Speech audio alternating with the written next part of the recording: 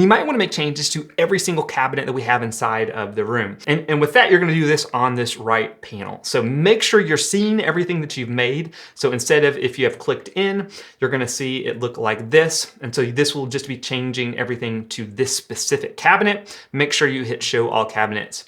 Then you're going to change everything from there.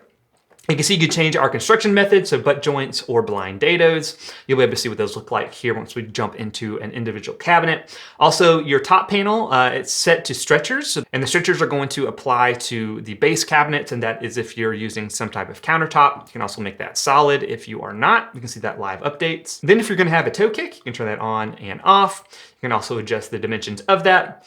And then the back construction method, so where the back is actually going to be inset.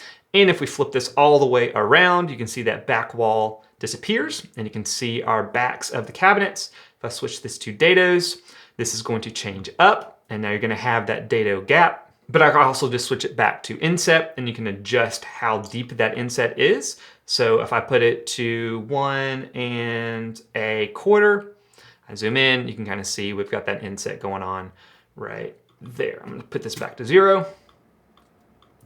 And I'm going to zoom this back around.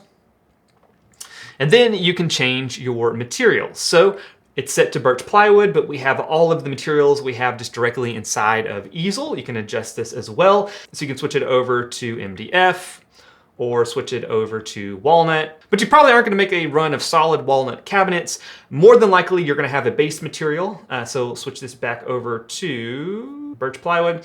Switch it back over to birch plywood, but you might want to change the finish of that material. So if you come down here, you can adjust your finishes, and you can do it by color. So let's say we want our doors and drawers painted blue, and then we want our boxes, carcasses painted black. You can see we can adjust those as well. For me, I'm gonna leave those natural, so I'm gonna switch that back out. And then also coming back up, you can also adjust the box material. So it is set to be the same as all the other materials, but if you wanted your drawers to be solid walnut instead of the entire thing, you can do that because you can change individual properties of both your drawers, your shelves, your backs, and then the actual box it is made out of. But for this, we're gonna keep everything the same, so I'm going to recheck that. And then the very last thing at the bottom is going to be the front style. These are flat panels, but if you want to change it to a shaker style, you can do that as well. You can see we now have shaker doors, and you can adjust the size of those. So I might want that border thicker, like let's say 2.5 inches. But you can also change the drawer dimensions right here, and then the reveals for both.